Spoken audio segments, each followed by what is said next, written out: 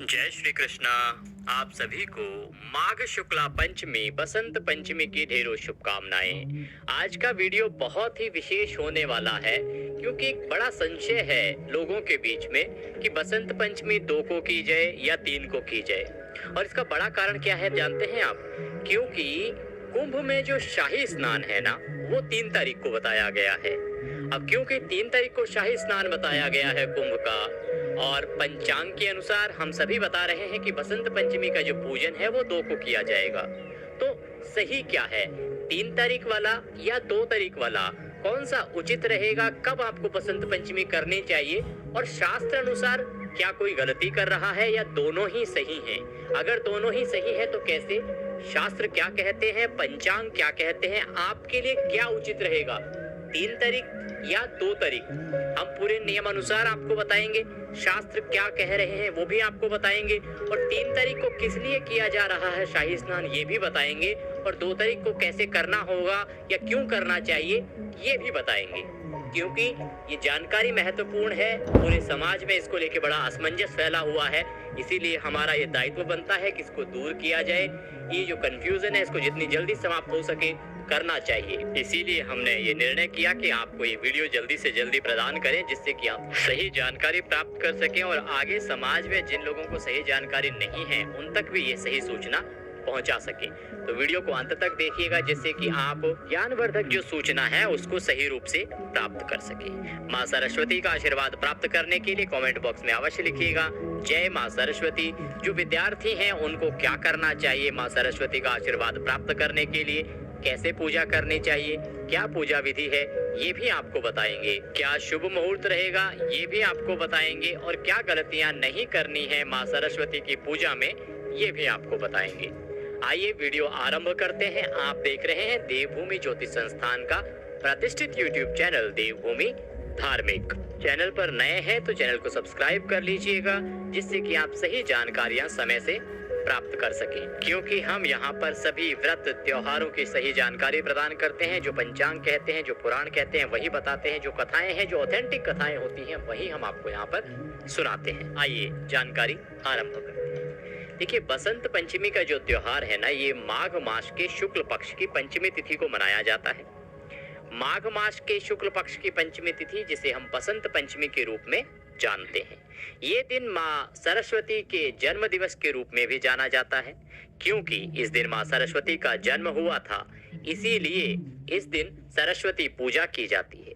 ये जो पूजा है ना, इसका बड़ा विधान है साहब, इससे बहुत अधिक पुण्य प्राप्त होता है। क्योंकि माँ सरस्वती जो है वो विद्या की देवी है, बुद्धि की देवी है, और बिना बुद्धि और विद्या के तो किसी का काम चलता ही नहीं है कभी। चाहे वो विद्यार्थी जीवन हो, आपको पढ़ने के लिए, अच्छे नंबर लाने के लिए, अच्छे कार्य सीखने के लिए विद्या और बुद्धि की आवश्यकता होती है। वहीं जब आप बड़े हो जाते हैं, कार्यालय में कार्यरत रहते हैं, कहीं भी किसी भी सेवा में रहते हैं, किसी भी नौकरी में रहते हैं, तो भी आपको बुद्धि की आवश्यकता अवश्य होती है। यदि आप बिजनेस में हैं, व्यापार के क्षेत्र में हैं, तो भी आपको कार्य करने के लिए, अपने बिजनेस को चलाने के लिए बुद्धि की आवश्यकता होती है। इसीलिए माँ सरस्वती की पूजा आप सभी को करनी चाहिए, हम सभी को करनी चाहिए। विशेष रूप से जो कला से जुड़े हुए क्षेत्र के जो लोग हैं ना, वो तो माँ सरस्वती की पूजा करते ही हैं, परंतु जो व्यापारी जन हैं उनको भी माँ सरस्वती की पूजा इसलिए करनी चाहिए साहब, क्योंकि बुद्धि की आवश्यकता तो उन्हें भी होती है ना। ये आप पहले पूजा विधि जान लेते हैं कि आपको कैसे करनी है इस दिन माँ सरस्वती की पूजा। उसके बाद हम चर्चा करेंगे कि ये जो बताया जा रहा है 3 तारीख का शाही स्नान और 2 तारीख की बसंत पंचमी, ये क्यों बताया जा रहा है, इसमें सही क्या रहेगा, 3 तारीख या 2 तारीख? आप सभी को, आपके बच्चे यदि स्कूल जाते हैं, कॉलेज जाते हैं, कहीं भी विद्या अर्जित कर रहे हैं, तो उनके जाने से पहले आपको अपने घर पर माँ सरस्वती की पूजा उनसे करवा के ही भेजना चाहिए। और जो घर में हैं वो भी नौकरी पर जाने से पहले यदि माँ सरस्वती की पूजा करके निकले तो वह बहुत उत्तम रहेगा। आपके लिए लेके आए हैं सूक्ष्म और शास्त्र अनुसार पूजा विधि, जो शास्त्रों में भी सही बताई गई है और इस प्रकार से भी है कि सामान्य से सामान्य इंसान भी इसको कर सकता है। क्या सामग्री चाहिएगी वो एक बार आपको एकत्र कर लीजिएगा, नोट कर लीजिएगा एक बार।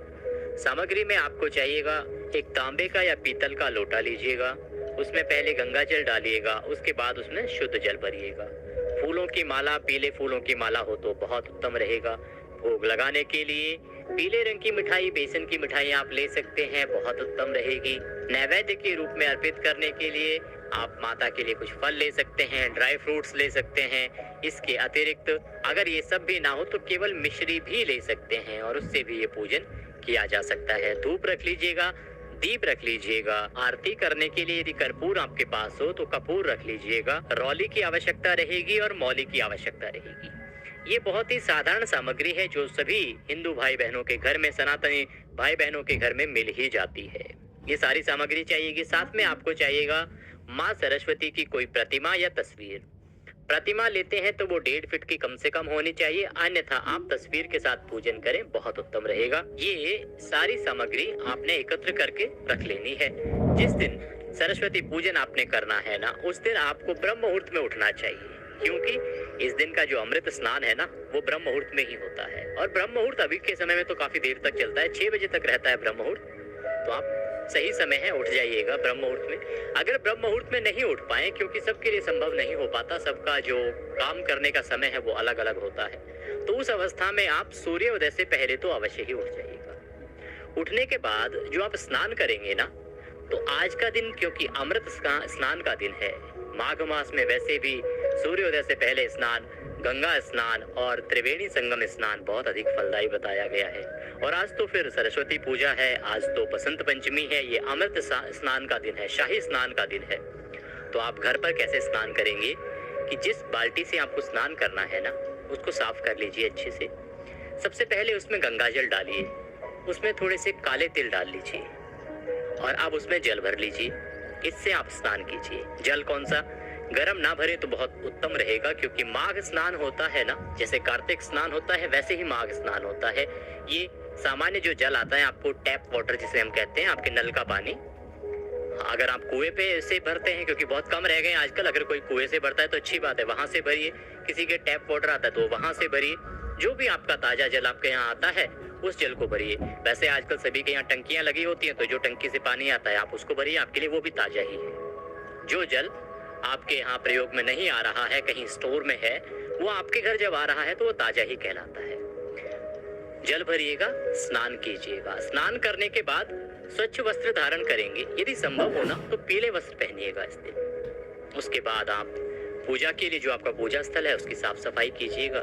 पूजा के लिए आसन लगा के बैठ जाइएगा। मुख करना है पूर्व की ओर या पश्चिम की ओर या उत्तर की ओर, दक्षिण की ओर भूल के भी ना करें। आसन लगा के बैठ जाएं। सारी सामग्री एक बार एकत्र कर लीजिएगा। बाकी जो पारिवारिक जन हैं, अगर वो भी इसमें शामिल हो पूजा में तो बहुत उत्तम रहेगा। सबको मिलके माँ सरस्वती की पूजा करनी चाहिए। आपके घर में यदि बच्चे हैं तो उनको अवश्य शामिल कीजिएगा। यदि उनको नहीं सिखाएंगे तो वो कैसे सीखेंगे? उनको सिखाने की आवश्यकता है। और वैसे भी ये विद्यार्थी जीवन में बहुत उपयोगी होती है ये पूजा। विद्यार्थियों को हम कहते हैं पढ़ाई करो पढ़ाई करो पढ़ाई करो, उनका पढ़ाई में मन नहीं लगता है। पूजा बता रहे हैं, विधि बता रहे हैं, आप उनसे पूजा तो करवाइए, उनका पढ़ाई में मन लगने लगेगा। कुछ उपाय और भी बताएंगे, कुछ मंत्र हमने पिछले वीडियो में भी बताए थे। यदि आप उन मंत्रों का जाप अपने बच्चों से करवाते हैं तो उनका पढ़ाई में मन लगने लगेगा और उनके परीक्षा के जो परिणाम है ना, वो भी अच्छे होंगे। उनका जो दैनिक व्यवहार है घर में, वह भी सुधरेगा। कई बार हम कहते हैं कि बच्चे हमारा कहा नहीं मानते, पर हम ये भी तो देखें कि हम उन्हें सिखा रहे हैं क्या समय आने पर। ये सही समय है। माँ सरस्वती की पूजा करनी है तो उन्हें सिखाइए कि बेटा ये आपके लाइफ में बहुत काम आएंगी। ये विद्या की देवी है, ये बुद्धि की देवी है। आप अच्छी पढ़ाई करेंगे, अगर इनकी आप पूजा करेंगे तो अवश्य ही आपकी बुद्धि सही होगी, आप कुशाग्र बुद्धि बनेंगे। और जब आपकी बुद्धि तेज होगी तो आप सभी जगह अच्छा काम कर पाएंगे। इसीलिए आप उनको साथ में पूजा में बैठाइए और पूजा करवाइए। आइए पूजन आरंभ करते हैं। सबसे पहले जो सामग्री है और जिस स्थान पर बैठकर आपने भगवान की तस्वीर स्थापित करनी है ना, उस सभी का शुद्धिकरण आवश्यक है। तो जिस लोटे में आपने गंगा जल डाल के फिर जल भरा है, उस लोटे में एक पुष्प रखिए। उस पुष्प से सभी पे छींटे दीजिए। जो भी सामग्री है वहां पर, जिस स्थान पर आपने माता की तस्वीर रखनी है वहां पर भी। इसे हम पवित्रीकरण कहते हैं। ओम पवित्रो पवित्रा सर्वांग वस्तांगतो भिवा पुंडरीकाक्षं सबहंतरः शुचिः ओम। इस प्रकार से सबका शुद्धिकरण हो गया है। अब आप माता की तस्वीर को स्थापित करेंगे। जब भी भगवान की तस्वीर को स्थापित करते हैं तो पहले उनको आसन दिया जाता है। आसन के लिए क्या करेंगे, आप थोड़े से अक्षत ले लीजिए, जहां आपने तस्वीर रखनी है ना वहां पे वो अक्षत रख दीजिए। अगर अक्षत अर्थात चावल ना हो तो पुष्प ले लीजिए, वहां पर पुष्प रख दीजिए और उसके बाद माता की तस्वीर वहां पर स्थापित कर दीजिए। माता की तस्वीर स्थापित करने के बाद अब हम पूजन आरंभ करेंगे। पूजन में सबसे पहले जो यजमान हैं, जो पूजा करने वाले हैं, उनको पूजा के योग्य होना होता है। तो आप एक चम्मच लीजिएगा, अपने सीधे हाथ में जल लीजिएगा, हस्तो प्रक्षालनम, अपने हाथ धो लीजिएगा। अब आप 3 बार जल आचमनी करेंगे, हम मंत्र यहाँ से बोलेंगे, ओम माधवाय नमः, पी लीजिए। ओम केशवाय नमः, एक बार फिर जल लीजिए, पी लीजिए। ओम नारायणाय नमो नमः, पुनः जल लीजिए, पी लीजिए। हस्तो प्रक्षालनम, फिर से हाथ धो लीजिए, अपने आप को तिलक कीजिए, अपने आप को मौली बांधिए। आपके पास जो परिवार के जन है ना, उनको भी मौली बांधिए, तिलक कीजिए। फिर हम पूजन आरंभ करेंगे। पूजन में सबसे पहले आपको संकल्प करना चाहिए। जो भी पूजा आप करते हैं उसमें संकल्प बहुत आवश्यक होता है। संकल्प की बड़ी महिमा है साहब। जब संकल्पित होकर करते हैं वही कार्य पूर्ण होता है और उसी का फल आपको प्राप्त होता है। संकल्प करने के लिए अपने सीधे हाथ में जल लीजिए, 1 रुपए का सिक्का दक्षिणा के रूप में कम से कम रखिए और 3 बार बोलिए ओम श्री विष्णु, ओम श्री विष्णु, ओम श्री विष्णु। अपना नाम, अपना गोत्र, जिस स्थान पर बैठकर आप संकल्प कर रहे हैं वहां का मकान नंबर, क्षेत्र का नाम, शहर का नाम, माघ मासे शुक्ल पक्षे पंचम्यायाम पुण्यतिथियो संत पंचमी उपलक्ष्ये आयु आरोग्यता प्राप्त्यार्थाय बल बुद्धि विद्या प्राप्त्यार्थाय मां सरस्वती व्रत पूजनम संकल्पम संकरिष्ये। बोलिए सौ श्री विष्णु शरणौ शरणम प्रपद्ये। यह संकल्प माता के चरणों में अर्पित कर दीजिए। अब आप पूजन करेंगे। सबसे पहले माता को पद्य अर्घ आचमनी अर्पित करेंगे। पद्य अर्घ आचमनी, इसके लिए 3 बार जल के छींटे दीजिए। जो फूल आपका पानी में डलवाया था हमने, उससे 3 बार जल के छींटे देंगे। 3 बार जल के छींटे देंगे। माता को तिलक कीजिए। तिलक करके अक्षत लगाइए, फूलों की माला पहनाइए, पीले फूल हो तो बहुत उत्तम है। पुष्प अर्पित कीजिए, वस्त्र अर्पित कीजिए। अगर आप चुन्नी लाए हैं तो चुन्नी चढ़ाइए माता को। चुनरी नहीं है तो मौली जो है ना, मौली का एक टुकड़ा तोड़िए और वस्त्र के रूप में माता को अर्पित कीजिए। धूप दिखाइए माता को और दीप दिखाइए।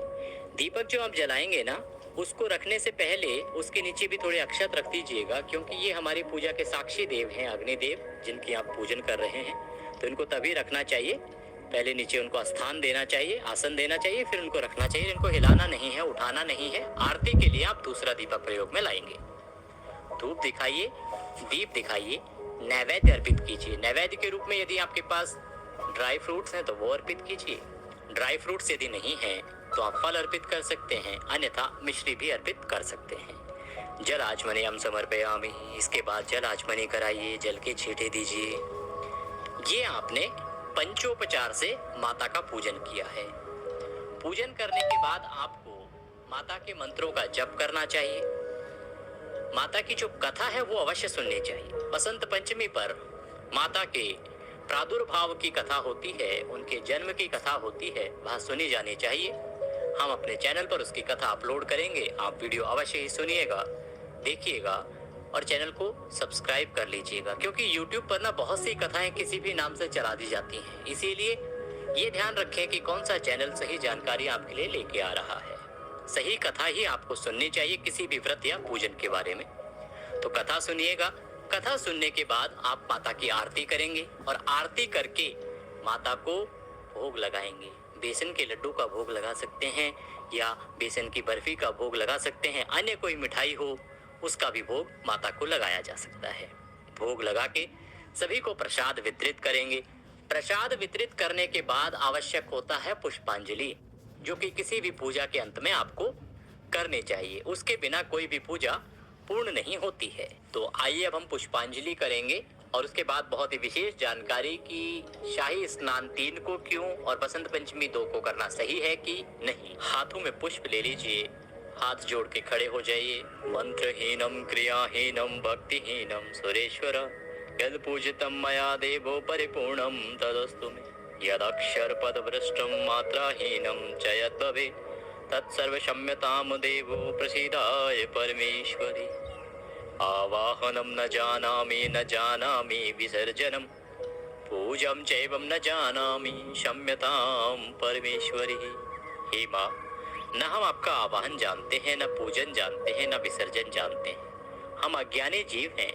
हमारी बुद्धि में जैसी समझ आई है, जैसा थोड़ा सा ज्ञान हमारे पास है, उससे जैसी टूटी फूटी सेवा आपके श्री चरणों की हो पाई है, वो हमने की है। हे मातेश्वरी, इसमें जाने अनजाने में हमसे कोई गलती, कोई त्रुटि, कोई भूल हो गई हो तो हमें क्षमा कीजिएगा। हम क्षमा प्रार्थी हैं। हे माँ, हमें कुछ नहीं आता। आप दया सिंधु हैं और हम आपके दर के भिखारी हैं। आपको अर्पित करने के लिए हमारे पास कुछ नहीं है। तन मन धन सब कुछ आप ही का है। हमारे पास क्या है? मालती मलकादाति सत्पत्रां संयुक्तम पुष्पांजलि मया दत्तां ग्रहणाम परमेश्वरी। माँ, ये पत्र पुष्प की भेंट है, इसे आप स्वीकार करें और दया का आशीर्वाद प्रदान करें। वह पुष्प माता के चरणों में अर्पित कर दीजिए। इसके बाद जहाँ भी आप खड़े हैं वहां पर घूम के प्रदक्षिणा करिए। 1 करिए, 3 करिए या 5 करिए। प्रदक्षिणा करके माता को प्रणाम कीजिए और इस प्रकार से माँ सरस्वती की पूजा पूर्ण होती है। यही विधि रहेगी। किसी कार्यालय में पूजा करनी हो तो भी, किसी छात्रावास में पूजा करनी हो, किसी इंस्टीट्यूशन में पूजा करनी हो, किसी विद्यालय में करनी हो, कॉलेज में करनी हो, कहीं भी पूजा करनी हो, विधि यही रहेगी। घर में भी इसी विधि से आपको पूजन करना चाहिए। इस विधि से यदि आप पूजन करेंगे तो माता के आशीर्वाद से आपको बुद्धि और विद्या की प्राप्ति होगी। बात करते हैं सबसे महत्वपूर्ण कि शाही स्नान 3 फरवरी को और बसंत पंचमी पूजा 2 फरवरी को बताई जा रही है। तो बसंत पंचमी किस दिन मनाई जानी चाहिए? 2 फरवरी सही रहेगा या 3 फरवरी? क्यों है इतना अंतर? कहाँ कौन गलत बता रहा है? देखिए, माघ मास की शुक्ल पक्ष की पंचमी तिथि को बसंत पंचमी मनाई जाती है और ये जो तिथि है ना, पंचमी, माघ मास के शुक्ल पक्ष की पंचमी तिथि, वो आरंभ हो रही है 2 फरवरी को सुबह 9:14 पर। ध्यान दीजिएगा, बहुत ही महत्वपूर्ण है, इसको ध्यान से सुनना। और ये समाप्त होगी 3 फरवरी को प्रातः 6:52 पर। ऐसे में देखिए, सूर्य के मुख से ना तो 2 फरवरी को ही पंचमी है और ना ही 3 फरवरी को, क्योंकि 3 फरवरी को सूर्य उदय हो रहा है 7:12 पर। जो स्टैंडर्ड टाइम है मैं उसके अनुसार बता रहा हूँ। अलग अलग राज्यों में अलग अलग समय भी होता है। 7:12 पर सूर्य उदय होगा। और पंचमी कब खत्म हो रही है? सूर्य उदय से भी पहले, लगभग 20 मिनट पहले समाप्त हो जा रही है। 6:52 पर समाप्त हो जाएगी, 20 मिनट पहले ही समाप्त हो जाएगी। तो ऐसे में 3 तारीख को तो कोई संभावना ही नहीं होनी चाहिए कि आप बसंत पंचमी की पूजा करें। 2 फरवरी को सूर्य के मुख से तो नहीं है, परंतु 9:14 से है और पूरा दिन रहेगी। इसीलिए 2 फरवरी को बसंत पंचमी का त्योहार मनाया जाना ही सर्वोचित रहेगा। सभी विद्वानों का भी यही मत है। अब इसमें जो आम आदमी है वो कंफ्यूज इसलिए है क्योंकि सभी जगह कुंभ के बारे में सुना जा रहा है और सभी न्यूज़ देख रहे हैं कि कुंभ का जो शाही स्नान है वो 3 तारीख को है। और इसीलिए ये कंफ्यूज है कि पंडित जी तो सभी बता रहे हैं कि 2 तारीख को करनी है, फिर कुंभ का शाही स्नान 3 तारीख को क्यों है? क्योंकि शाही स्नान बसंत पंचमी पर होता है और बसंत पंचमी यदि 2 को तो है, फिर 3 को शाही स्नान क्यों? देखिए, इसको आपको समझना पड़ेगा। इसके पीछे एक लॉजिक है। लॉजिक ये कि जो कुंभ का शाही स्नान है ना, वो होता है ब्रह्म मुहूर्त में। ब्रह्म मुहूर्त जो समय होता है 5 बजे से और लगभग 6 बजे के बीच में। अभी क्योंकि ब्रह्म मुहूर्त का समय बदलता रहता है, अभी इन दिनों जो चल रहा है वो लगभग इसी समय के बीच में होता है।